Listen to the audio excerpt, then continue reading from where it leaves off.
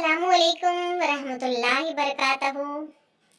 प्यारे बच्चों, आज हम चूहा और शेर की कहानी सुनेंगे। ये कहानी सुनकर आपको बड़ा मजा आएगा।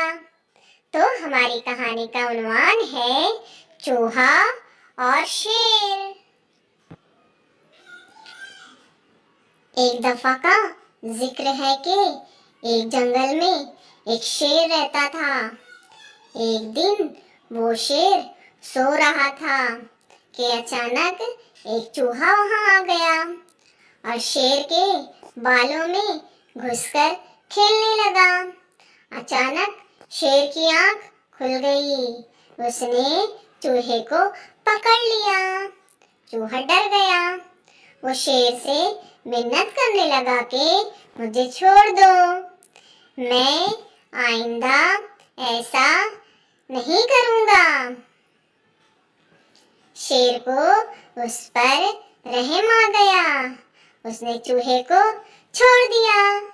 चूहा जाते जाते शेर से कहने लगा कि मैं इस एहसान का बदला जरूर दूंगा। शेर हंस पड़ा। एक दिन कुछ शिकारी जंगल में आ गए। उन्होंने जाल डालकर शेर को पकड़ लिया। वहां अचानक वही चूहा भी आ गया। उसने अपने दांतों से जाल को काट दिया। इस तरह शेर आजाद हो गया। शेर ने चूहे का शुक्रिया अदा किया। चूहे ने कहा, कोई बात नहीं, एक दिन आपने मेरी मदद की थी और आज मैंने आपकी मदद कर दी।